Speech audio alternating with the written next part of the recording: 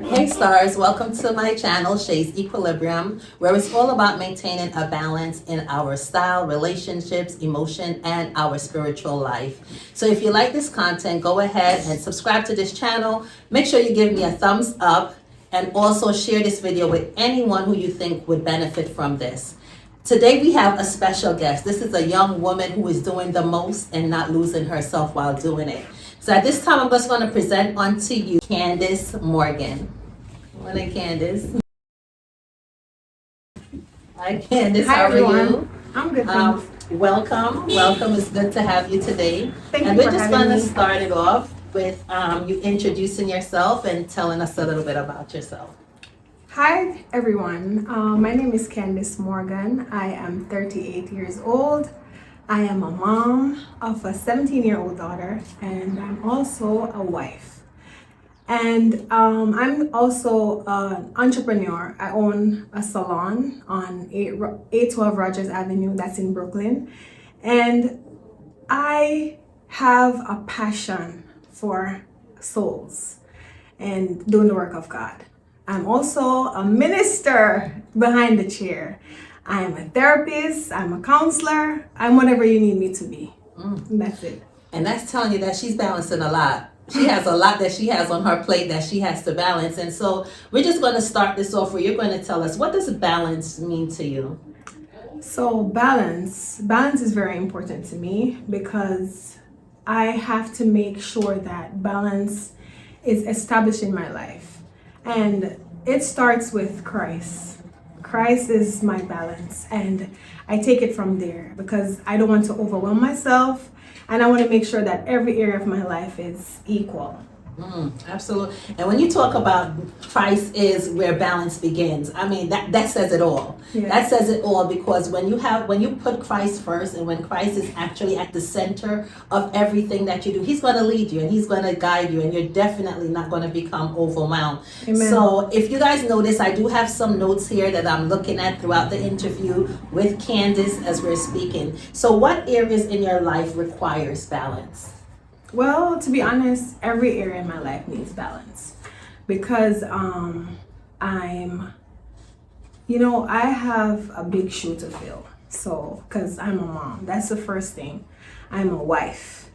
I'm a hairstylist. So it's like I have to establish balance right across the board. And I also involved heavily at church. So I have to establish some form of balance in my life. So you talk about being a mom, right? Yes. What are some things that you see yourself as a mom needing to balance? First of all, a lot of people would say that they want to be besties with their children. That's the first balance. I can't be my child's bestie. Okay. I can't be her bestie. That's because right. I have to try to discipline her and make sure that I'm raising a well-rounded young lady. So I have to make sure that I could discipline her and she could still feel comfortable to come to me and, open up and just try to be honest with her, to let her know that I have been through a lot of stuff in my life and I want to make sure that you don't go down the same path, like the negative path. Yes. So I have to make sure that there's a balance between our relationship, and she's becoming a young lady, so sometimes it's very challenging, but I try to put balance there. Absolutely. And when we're dealing with young women, because we were there, yes, right? So we know some of the things that we did in the past, and that's true. We want to make sure that our young women who are going to be tomorrow's future, that they don't fall into some of the things that we fell into. Exactly. And so it definitely requires that balance when it comes on to being stern, yes, but then also having it open where she can come to you and talk to you. Exactly. What about a wife? Oh, how you balancing that? Well, that's very challenging because I've been married for like 9 years, been together for 11, but it has been like a roller coaster. I'm gonna be real transparent. But I try not to think about myself too much because I have to make sure that I'm being a good wife. Because the Lord says, whoever finds a wife finds a good thing. So I have to try to maintain that. It's very challenging, but I try my best. So I try to do the things that I have to do. I try to be quiet sometimes. Yes, I try to be quiet. And the reason why I'm saying this, my partner is not a Christian as me, but I have to try to display good qualities so he can see Christ in me. Absolutely. So I'm learning that as I go along, and I'm praying and I'm trusting God, because I know God's will for my life is only good. So yeah, I can see that, because as a wife myself, my husband, he's been baptized, but what I would consider saved is not what he would consider saved, right? yes, And so it does take a lot much more, especially when you have to go to church sometimes while taking care of the home, so I can see where, as a person who is not saved or who is not where you are spiritually, it can sometimes cause you to need to work things out. Listen, something's got to go on the back sometimes while I tend to him so that I can win him. yes, Yeah. that's indeed true. So do you think balance is important? Yes, it is, because at the end of the day, you want to make sure that you're not overriding one area. Because I can't put too much time in work, and I can't put too much time in church, and I can't put too much time in being a wife. I have to try to maintain some form of balance. If I have to do something that require me to do more, I have to try to not pressure myself, if that makes sense. So it's very important to have balance. Absolutely. And I know that when we're talking about balance and being able to do all of these different aspects of yourself, right? We all want to be good at what we do. Yes. So you want to be a good mom. You want to be a good wife. At the same time, you want to please the Lord. Yes. And you want to run your business effectively. And so you are being pulled in so many different ways to make sure that gets done. Exactly. And so I want you to tell us, are you actually maintaining a balance right now in your life? Do you think so? For the most part, I have learned to maintain a balance, because balance, it doesn't just come into place. You have to set boundaries, and you have to make sure that you try to put everything in its right place. You can't just give everything to one area of your life. So I have to maintain balance. Because if I don't maintain balance, I'm not going to be true to myself. So I can't just be all about work. I'm going to be burnt out. I can't just be all about being a wife. I'm going to be burnt out again. And I don't want to neglect any area of my life. I don't want my child to feel that I don't love her. So I have to have balance. So I have been maintaining a balance for quite some time now. So tell me a little bit more about these boundaries. When you're setting boundaries, like what does the boundaries look like when you're at work? Start with that area first. Okay, so as a hairstylist, it requires a lot of time. So I specialize in pixie cuts because I have to know, it makes sense. So I don't want to work too hard. I want to work smart. So I kind of specialize in pixie. So it's like there's more money because it's in demand and it's not as time consuming. But at the same time, I'm trying to meet the needs of the people. But I still have to put a boundary because some clients, they work late. They get off at 5, 6. I'm not going to be in the salon to wait for a client to get off of work. I'm going to be in the salon till 12 a.m. Right. And I'm not trying to do that. So I have to make my work as a career. It's not just me being behind the chair. It's a career for me. Right. So I have to have a starting point and I have to have a cutoff point. So that's the first thing. So I'm like a 9 to 5 person. Even though I'm an entrepreneur, I still have to put boundaries because I don't want to feel like I'm working and I'm not getting no rest, no time to enjoy life. So I have to put boundaries in the salon. So therefore, you just can't come in and say, I need this time, I need you to be here. No. There is a time frame that you're Yes. going to put yourself in. Yes, I have a booking site and the booking site speaks for itself. If there's no slots, there's no slots. I kind of compromise sometimes because I might have them write me, do you have a squeeze in? And I'm like, yes, but sometimes I can't because I'm fully booked. Absolutely. And I still have to maintain that boundary because I don't want them to think that, okay, they could always call me and I'm accessible. No. Sometimes even if I just if I finish work early, I'm just gonna say I can't do it because I just want to rest. I need to rest my brain. I need to be like mentally stable. Absolutely, and mental stability is a must. Yes. If we're trying to maintain a balance, mentally we have to be together. We can't be like all over the place. Exactly. Mentally, because then how are we going to, like you said, within your salon, you're actually counseling, you're actually witnessing, and I can say that you're a true evangelist. You're a true evangelist, and this is just something you do naturally. Yes. And so while you're here, you're doing that. Yes. You're working that. It's hard though because you have to separate yourself from the clients. You just have to sow a seed of hope and not try to judge them and like police them like you have to go to church, you have to know. You plant a seed of hope. Let them know that, listen, you're going through a lot. We're all going through stuff, but there's a creator, Jesus Christ, who is there to give you rest. So I point them in the right way, but not trying to, you have to go to church, this, that. No, I try to be patient and kind, and when you're loving, that's what pulls them to you. So I've learned that. So it's not something that just comes easy. You have to be patient and loving and kind first. And even with that, with witnessing and with evangelism, you're still balancing. Because you're saying, listen, I know you need Jesus. I know he must be in the equation, but I'm not going to force him down your throat. I'm going to be patient with you and I'm going to be kind. So in all areas of your life, you're finding that you need to maintain that balance. Exactly. So let me ask you a question. Now, when you're maintaining your balance, I know you talk about some of the strategies that you have. One of them is setting boundaries. Is there anything else that you would say that you do when you're maintaining a balance? First of all, you can't push yourself too much. That's the first thing. Because you in every area of your life, you don't want to feel like you're going upstream. You want to be flowing.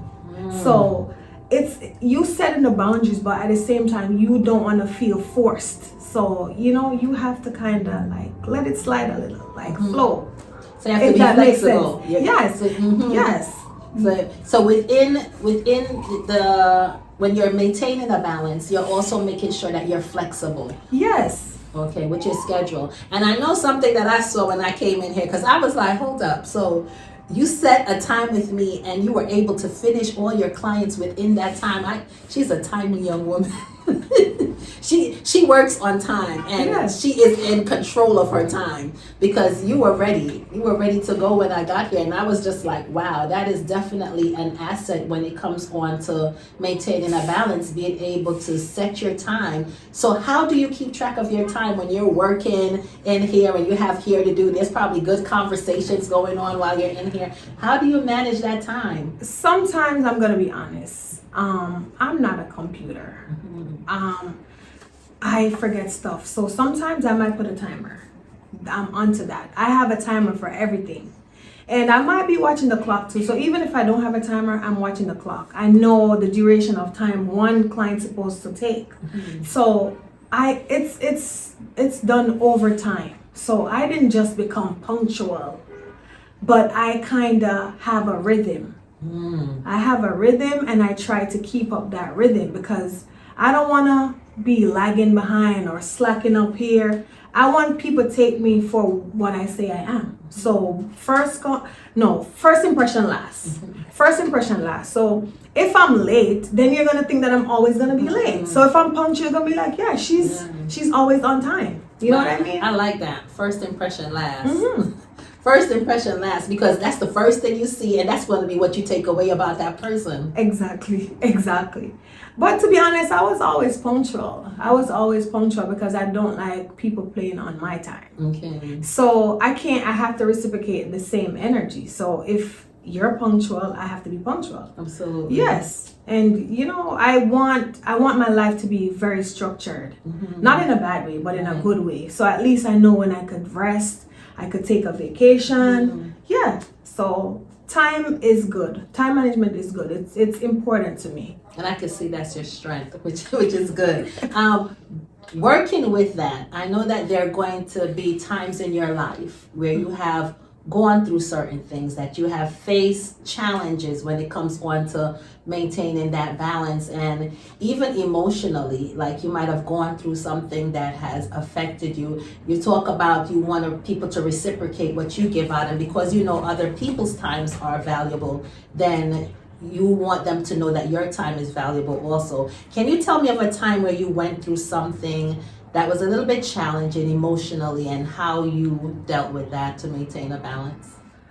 I just moved here like 5 years ago to the United States, and I had a great clientele back in Jamaica. I was established, had my own salon.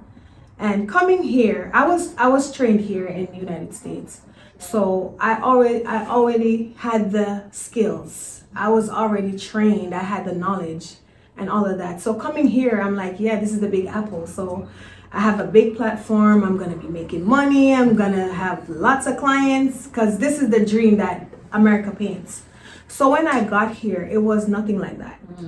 I had to literally start from zero. So I remember the story. I'm not going to say the story, the event in the Bible where you have Lot's wife, where, you know, she was used to the riches and the fame and all of that, and she had to leave that behind. But it was very hard. So at that point in my life, I was being like Lot's wife, because I was looking back in Jamaica. I had a brand new car parked up.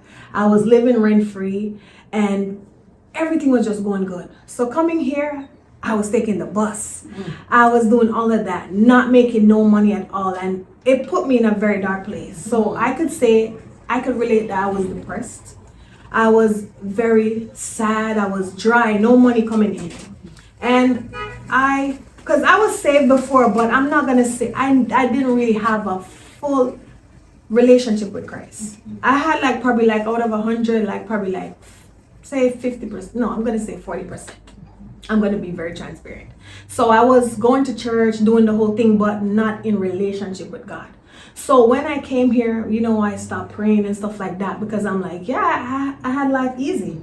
So coming here now, this is way different. Way different, leaving all my clients back home the luxuries and coming of here. Life. And then, you know, when you're married, it's like, we used to have like a long distance relationship. So now it's like we're constantly in each other's space.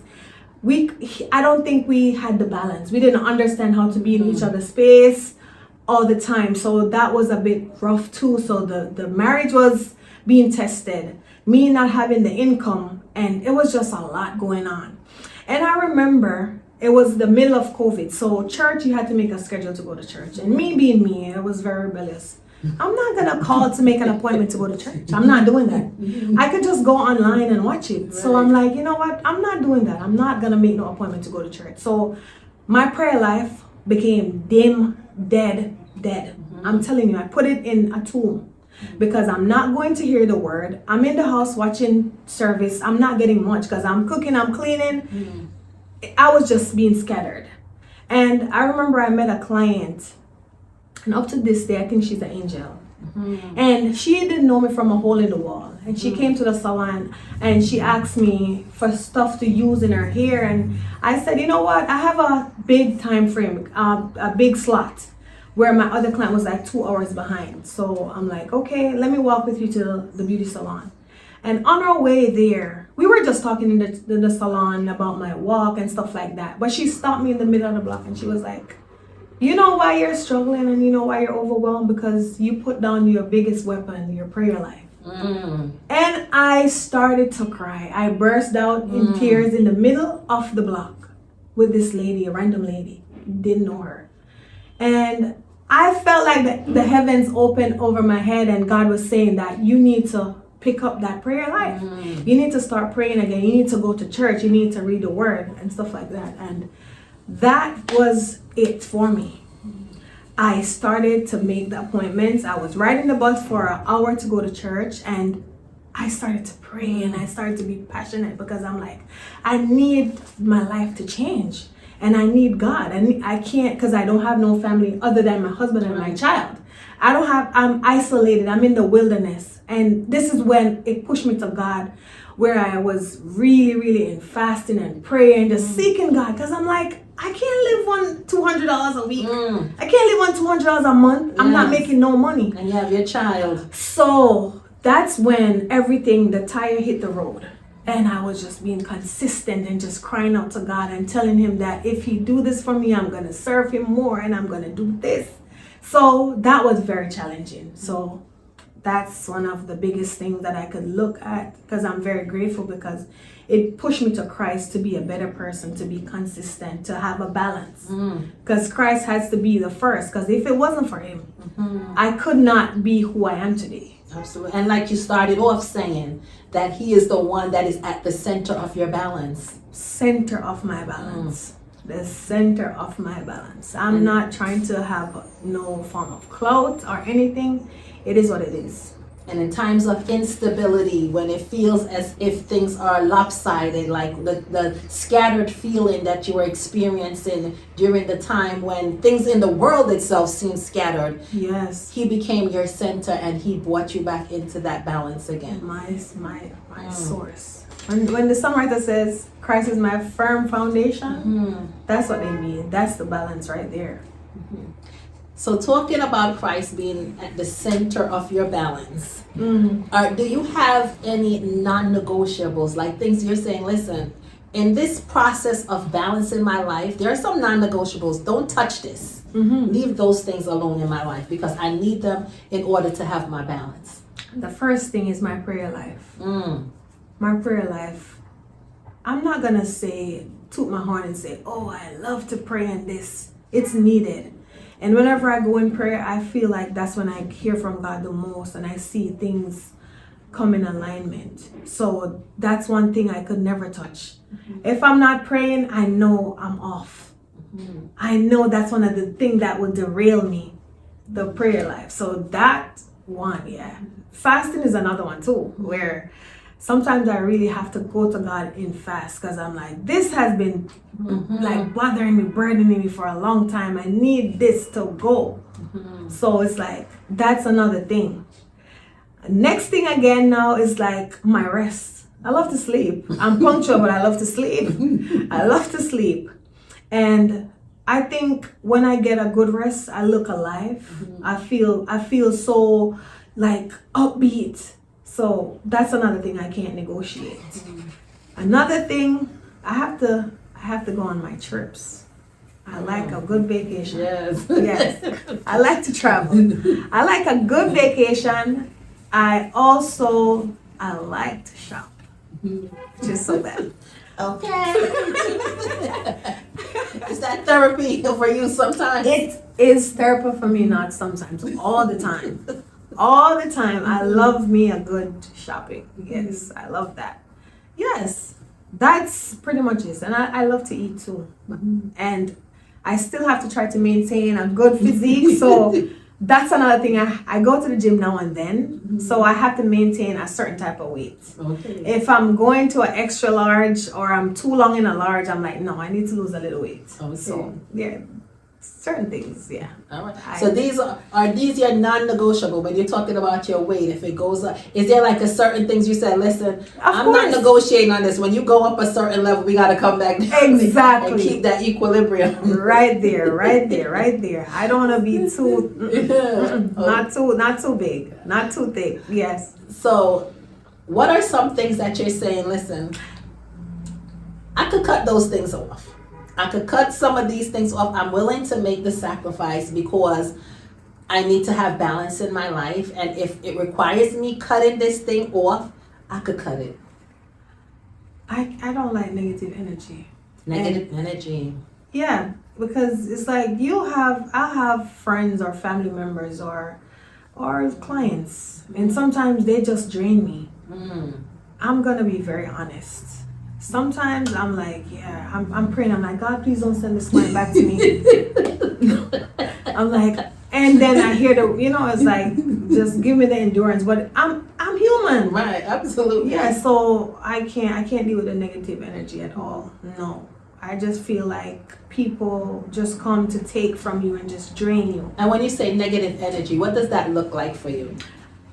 I don't like when people always want to take from me. Like they only call me when they need something. They never call to see if I'm doing well. Yes, I'm strong, but you never ever call to check up on me. You always just trying to take from me.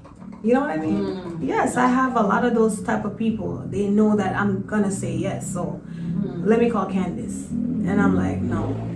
I would definitely cut that off.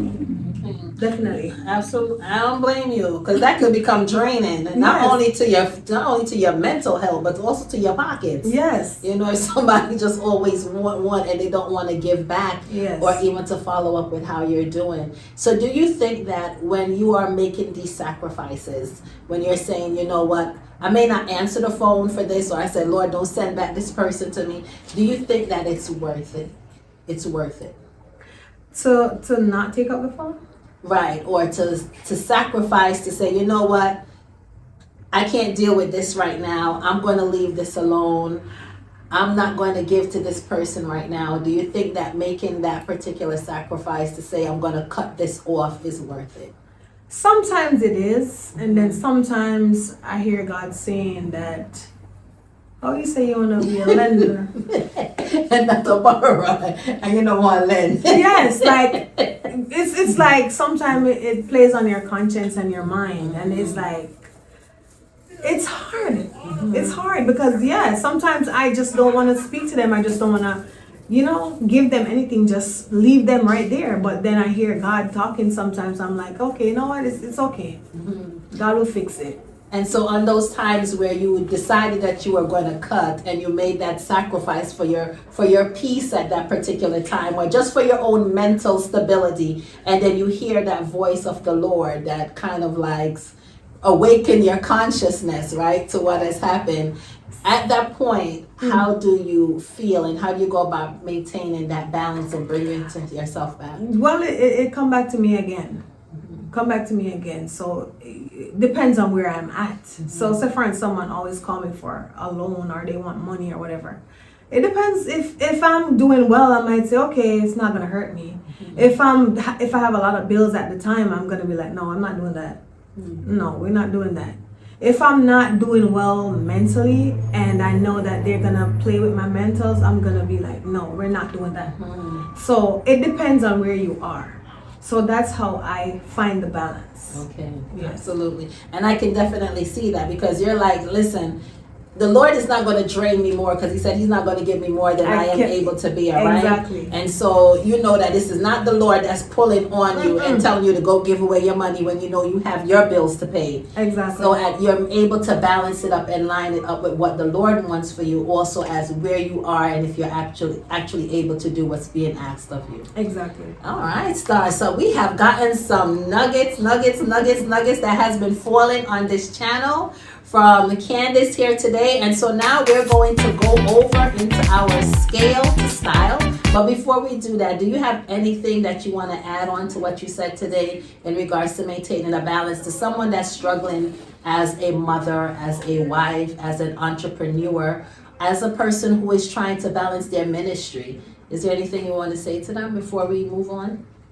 So my first thing is, you have to seek God first. You have to know God's voice, that to begin with. It's because God is not going to tell you anything that's bad, and he's not going to give you a challenge and not repay you. So you have to take it in strides, and also make sure that you seek God in every area of your life, because life is not just about hardships. After the hardship, you're gonna have sunshine. Amen. Yes. So yeah. All right. Yes, and be calm sometimes. I'm trying that. Be patient.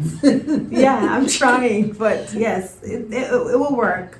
It will be fulfilling after, rewarding, because I am a true testament of that. Take it easy with yourself. Yeah. Take it easy, right? It's okay. Be patient. The balance is going to happen as long as you're able to put Christ first in your life. Balance will come. Amen. So we're going to move on now to our scale to style, where we're going to talk about style. And I know that you love style the same way I love style, and sometimes we have the same style going on. Exactly. Exactly. So I'm going to ask you just to go ahead and tell our subscribers and our viewers, what are 3 words that you would use to describe your style? I think I'm very professional. I try to do that all the way across the board. Yes, I'm gonna be very professional in whatever area I am. I'm a bit classy. Yeah, I'm a classy girl, and I'm very vintage. Absolutely. Yes, she is. Yes, I'm very vintage. So that's 3. So if you guys are watching, you will see some cutaways that will be taking place as we're talking. You're going to be seeing the salon here that is beautifully set up. If you need your hair done, this is like high class here. She is a very high class person, and it is shown throughout her salon. And the care that she puts in as she builds a relationship with Christ, you can see it just exuding throughout her salon. So definitely come and check it out. As you see in the cutout, the various different sections that she has throughout her salon. And not only that, but her style that she has also. So with that said, what areas in your life do you find yourself styling for? To be honest, I go to church a lot, so I am gonna style myself a good church outfit. Some days I feel like I'm untouchable, so yeah, I might, Another time I feel so churchy and holy, I'm like, yeah, I'm just gonna throw in something because I'm gonna be crying, all type of stuff. Next time I'm just very chill, like very comfortable, no heels, none of that. And I think that's when you have your vintage style going on. To be honest, I have the vintage all across the board. But you do. Yeah. I do, because I think I'm an old soul, so I'm drawn to older fashion. I think I am, because every time I go somewhere and I see a piece, I'm like, ooh, I could pair it with that. Yeah, so I'm not into the new fashion. Okay. No, I'm not that girly. And I go like probably to the movies, or go on a little dates, dinner dates. Yeah, sometimes I go with my daughter too. So, and coming to work, some days I feel like, yeah, I should get real dressed up today. Yeah, I'm making some money, so let me put a little flavor on it. Yes, sometimes we want to just throw in a little razzle dazzle, right? Yeah. So what are your go-to pieces that you say would represent your style? I love a good shoe. I love a good shoe. I love me some blazers too. Yeah, I love blazer. Like, that's one of my weakness. I have too many blazers. I think I'm kind of toning down now on blazers. But I have blazers for days. Yeah, definitely. The shoe and the blazer, yes. Just a good vintage piece. That's definitely my go-to. Yeah, I'm gonna buy a nice shoe, a nice, unusual shoe. That's me. Would you call yourself a maximalist or a minimalist when you're styling yourself? Do you like to put on a lot, or you're like, you know what, just a little? Yeah. My slogan is, a little goes a far way. Yes, or less is more. Yes, that's definitely me. So once you have one good statement piece, that's it. Yeah. And it's usually a shoe. Yeah. The shoe is talking. Yeah, always. Yeah. So we're here at your salon, and it is a beautiful place, as I've mentioned before. So do you want us to just tell our viewers and subscribers a little bit more about your salon? Yes, so we offer quite a few different styles. We have a wig stylist here. We have braiders here. We have an open booth for like a nail tech, and we also looking to get like a makeup artist. So if you happen to see this post, you could just reach me on my Instagram handle. It's the Candy Cane. That's TheCandyCane.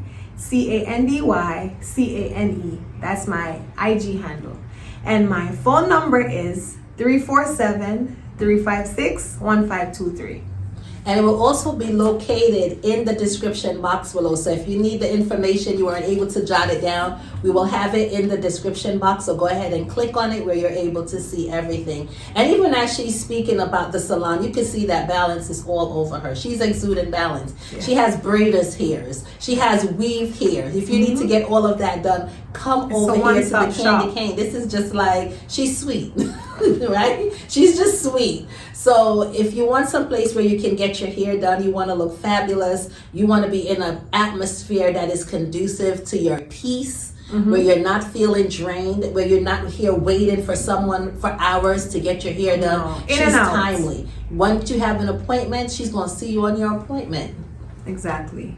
I mean, come on now. You can't ask for nothing better. Exactly. So make sure that you go down, look in the description box where you'll find her handle. You'll see what she's able to do on Instagram. So you can check that out. And you can also see in the cutouts that we have going on what this establishment looks like. And I'm telling you, it's high class. Amen. High class. Yes. So thank you, stars. And we are so happy that you're able to watch us. And we thank you, Candace, for taking the time out to speak with us. We really appreciate you. So I appreciate you inviting me to come. Oh, thank you. Here on Shae's Equilibrium, where we're all about maintaining a balance in our everyday lives. And we want to just thank you all for coming in, for stopping by. And I hope that what was said today, that you are able to use, carry on over in your life, and you're able to maintain that balance. If you have any questions, make sure that you drop it in the comment section down below. If you want to have any questions that you think we should ask in the future, please go ahead and let us know that also.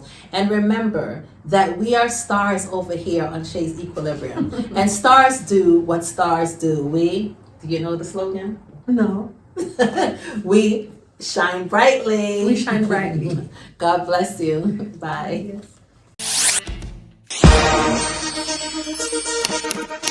Yes.